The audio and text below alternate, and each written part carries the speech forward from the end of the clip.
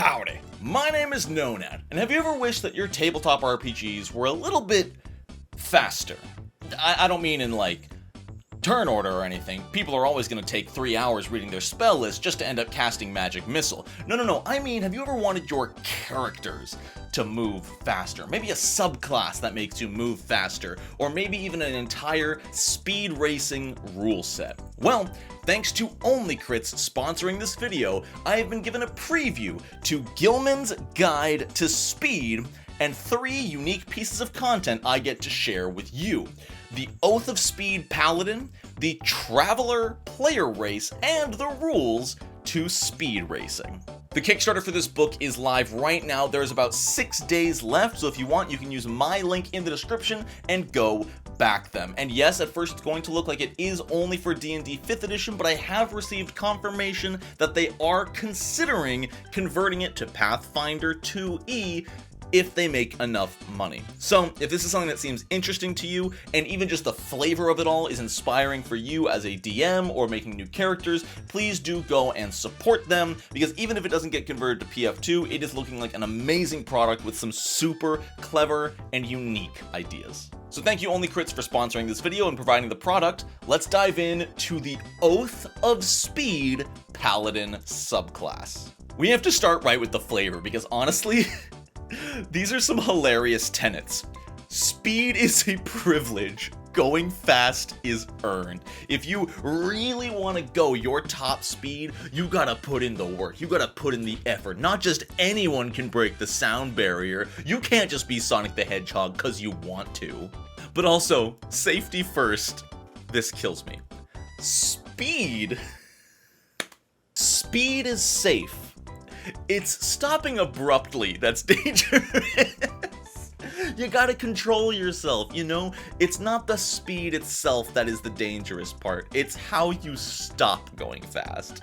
The only way to know who's fastest is to race, and you need to know your limits in order to break them. Overall, a really nice balance of really solid character building foundation tenets and just some really funny flavor.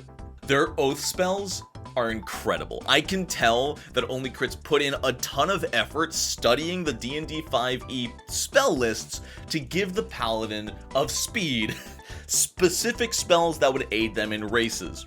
Ensnaring Strike to slow down your opponent. Expeditious Retreat, obviously that just speeds you up and increases your move speed.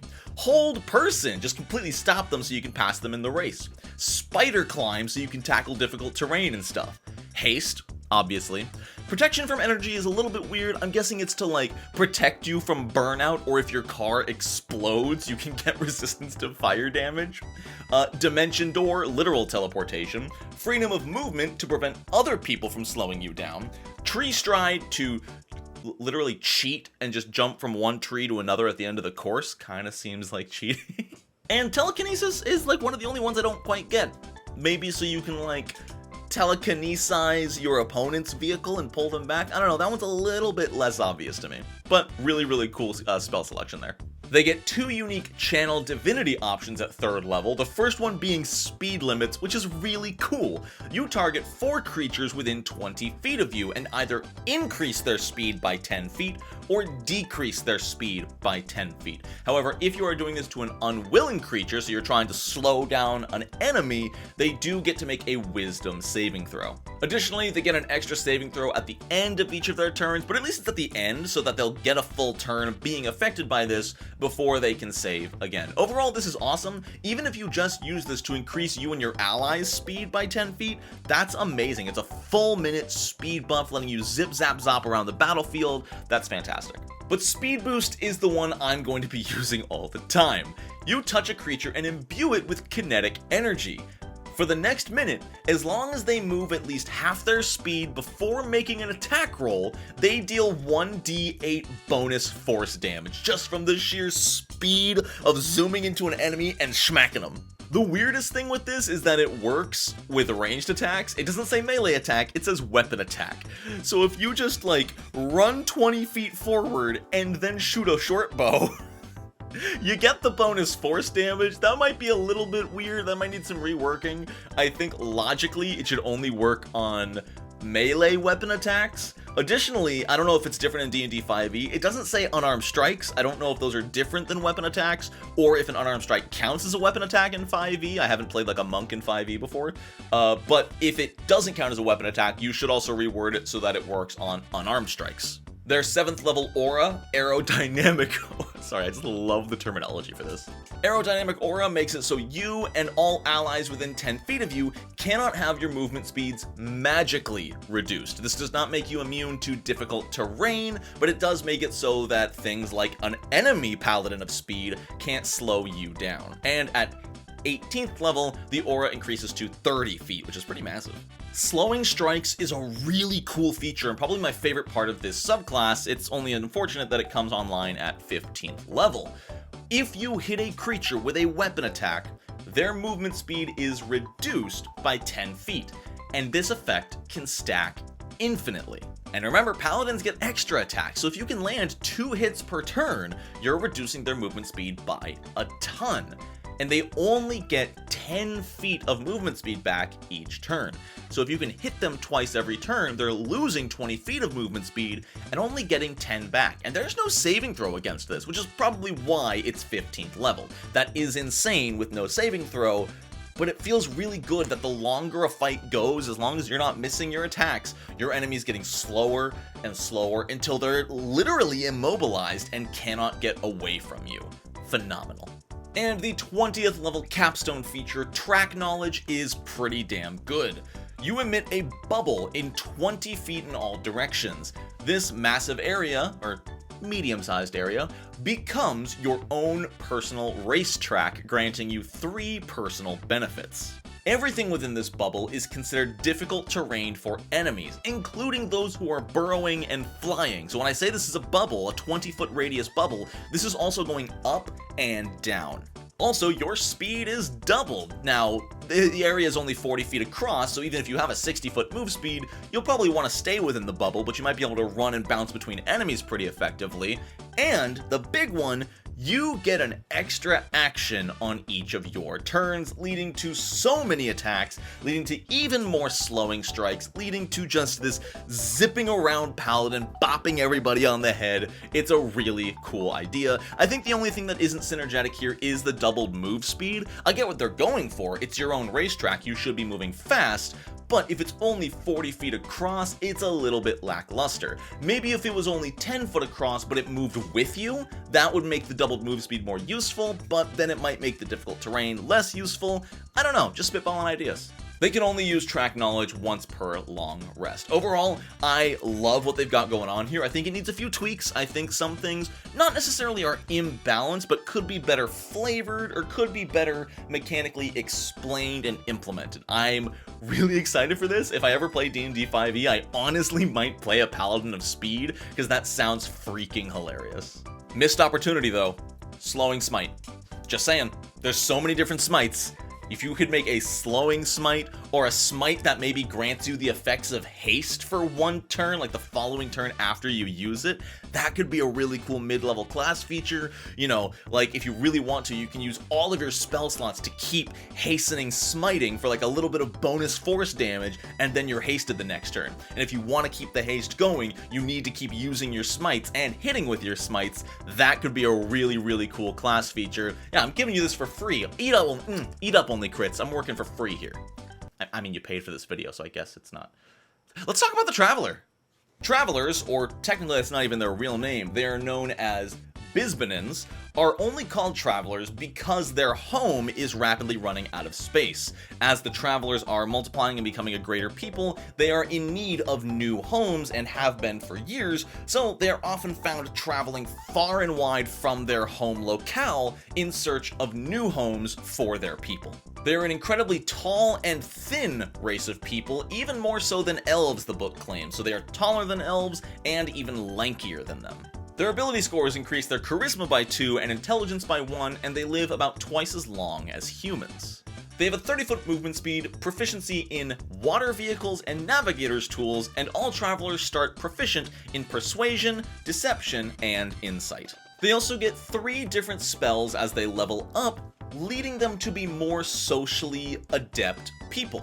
They all start with the Friends cantrip, and then at 3rd level they get Comprehend Languages, and at 5th level Detect Thoughts. They can cast each of these 3rd and 5th level spells once per long rest, but the Friends is a cantrip, so you can cast that as much as you like. I like this. The Travelers have adapted to more often than not being away from their home locale, so almost similar to Halflings, they're very good at making friends with other people. However, unlike Halflings, Travelers aren't even necessarily making friends to be friendly. They're making friends often as a defensive or advantageous scenario. So things like Comprehend Language and especially Detect Thoughts come with that light bit of potential malice that an evil or neutral aligned traveler could abuse to gain advantage in a social situation without any thought for the person they're talking to. I love that. It makes the travelers just great at communicating. Doesn't matter who they're talking to, they can communicate with you, and if they get the chance, they can convince you strictly due to their innate persuasion, and I really like that fact. Interestingly, they start with Common and Elvish, +1 language of your choice, so it sounds like they might be some descendant of elves, or at least related to Elvish in some way. Either that or Guillman's just didn't feel like adding a unique language to overcomplicate things and just lumped them in with the Elvish language, which is honestly understandable. So, we're gonna wrap this video up by taking a look at the preview for some of the speed racing rules. Now what's cool is there's no set in stone rules. In fact, the rules are going to change depending on the circuit you're participating in. Similar to real life racing, there's limits on horsepower and chassis and other racing terms that I'm going to pretend I know because I played Gran Turismo for 8 hours when I was 12. So today we're going to be looking at the Volsgrad City Street Circuit.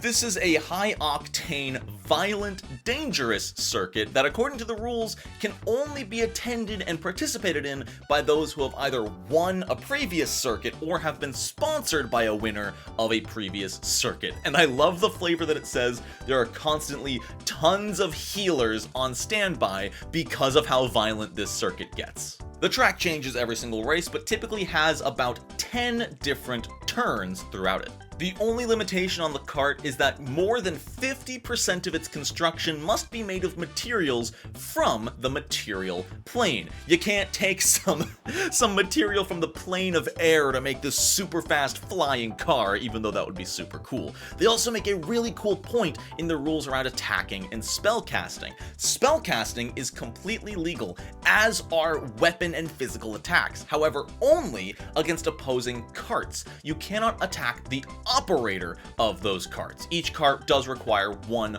mortal operator in each vehicle. They also make a point that there are various sections of the track that must be touched by your kart. If you cast a teleport spell, like I was talking about earlier with the Paladin's Tree Stride, that doesn't count, and I think that's a really good way to rule it. You can't just teleport to the finish line because you didn't hit all the checkpoints. It's a really good way to balance things. The base kart for this race has 3 stats: armor class, health, and speed, and money can be spent to upgrade each of these 3 stats as well as give it unique magical abilities. I'll say the entry point to this race, granted it's a really big race, is kinda high. The base kart costs over 2,500 gold pieces, and that's before upgrades.